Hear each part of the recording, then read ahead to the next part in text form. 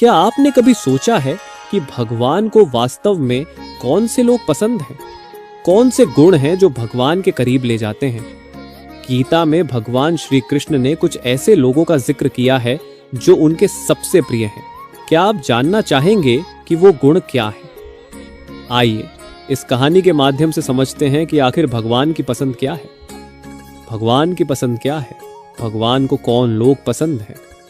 गीता में भगवान श्री कृष्ण ने कहा है कि जो मुझे सम रहकर पूजते हैं वही मेरे प्रिय हैं। मतलब यह है कि ऐसे लोग जो जीवन की हर स्थिति में संतुलित और स्थिर बने रहते हैं, भगवान को सबसे अधिक प्रिय होते हैं।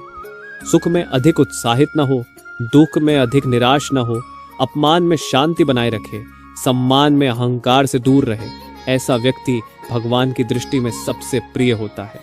ये बात शायद सुनने में आसान लगे, पर असल जीवन में इसे अपनाना मुश्किल है। हर दिन हमारा सामना नई चुनौतियों और समस्याओं से होता है। एक दिन सफलता हमारे कदम चूमती है तो दूसरे दिन हम असफलता का कड़ीडी डिचवा स्वाद चखते हैं। ऐसे में मन स्थिर रखना एक साधना जैसा है। जीवन में आने वाले सुख और दुख को समान दृष्टि से देखना, बिना विचलित हुए हर परिस्थिति में संतुलन बनाए रखना सच में भगवान की सबसे बड़ी परीक्षा है।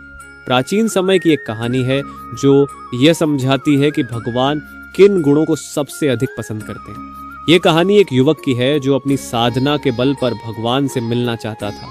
उसने कठोर तपस्या की, कई वर्षों तक ध्यान में बैठा रहा और आखिरकार भगवान उसके सामने प्रकट हुए। उसने भगवान से पूछा, हे प्रभु, मुझे बताइए कि आप किन गुणों वाले लोगों को सबसे अधिक पसंद करते हैं। भगवान ने मुस्कुराते हुए कहा, प्रिय, मैं उस व्यक्ति को सबसे अधिक पसंद करता हूं जो सत्य के मार्ग पर चलता है, जो किसी का बुरा नहीं चाहता और जो हर परिस्थिति में शांत और स्थिर बना रहता है।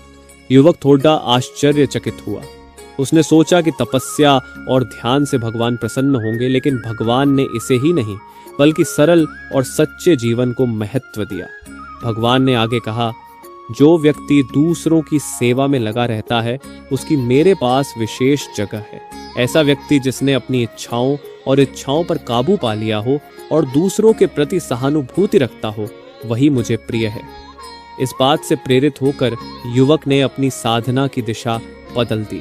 उसने समाज के लिए काम करना शुरू किया, कमजोरों की मदद की और हमेशा सत्य के मार्ग पर चला। धीरे धीरे उसने जाना कि असल में भगवान का प्रिय बनने का मार्ग सेवा, परोपकार और सत्य के साथ जुड़ा हुआ है, न कि केवल ध्यान और तपस्या से। ये कहानी केवल उस युवक की नहीं है बल्कि हमारे सभी जीवन के लिए है। भगवान को केवल अनुष्ठान, भक्ति और ध्यान से नहीं पाया जा सकता। सच्ची भक्ति यह है कि हम अपने भीतर वह गुण विकसित करें जो भगवान को प्रिय हो। भगवान के गुणों को अपने जीवन में उतारने के लिए हमें हर दिन खुद को परखना होगा। यदि हम किसी का बुरा सोचते हैं, किसी से जलते हैं, किसी से ईर्ष्या करते हैं, तो हम भगवान से दूर हो जाते हैं।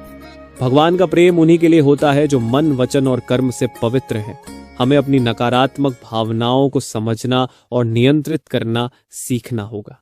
इस मार्ग पर चलना आसान नहीं है और हमें कई बार हार का सामना करना पड़ सकता है, लेकिन इसी मार्ग पर चलने से हम अपने भीतर की शांति को प्राप्त कर सकते हैं। भगवान हमें उसी रूप में स्वीकार करते हैं जब हम अपने सबसे अच्छे स्वरूप में उनके सामने आते हैं।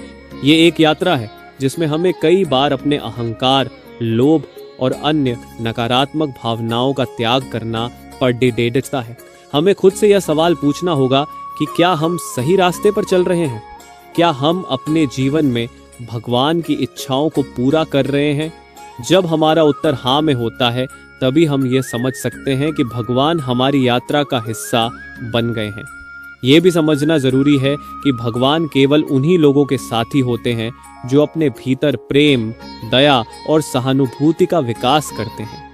जब हम अपने जीवन में इन गुणों को आत्मसात करते हैं तो भगवान हमारे जीवन में उपस्थित हो जाते हैं। हर दिन जब हम किसी को मुस्कुराहट का तोहफा देते हैं, किसी की मदद के लिए हाथ बढ़ाते हैं या किसी दुखी को सांत्वना देते हैं, तो भगवान हमारे इन कार्यों में प्रसन्न होते हैं। उनके लिए महलों, रत्नों और संपत्तियों का कोई महत्व नहीं है। उनके लिए केवल हमारे सच्चे और दयालु हृदय का महत्व है।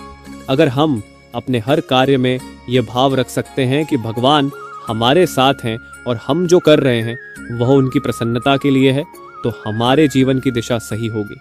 भगवान केवल हमारे अनुष्ठानों में नहीं है, वे हमारे उन कार्यों में हैं जो हम दूसरों के लिए करते हैं। इसलिए ये जानना जरूरी है कि भगवान का प्रिय बनना केवल हमारे व्यक्तिगत लाभ की बात नहीं है, यह हमारी पूरी जीवन शैली का परिवर्तन है। हमें अपने जीवन में वही आदर्श और मूल्य अपनाने होंगे जो भगवान के प्रिय हैं, तभी हम सच्चे अर्थों में भगवान के करीब पहुंच सकते हैं। अगर आपको मेरी यह वीडियो अच्छी लगी हो तो कृपया एक छोटा सा लाइक जरूर करें, और अगर आप चैनल पर नए हैं तो इसे सब्सक्राइब करना ना भूलें। मिलते हैं अगले वीडियो में, तब तक के लिए अपना ख्याल रखें। Bye bye.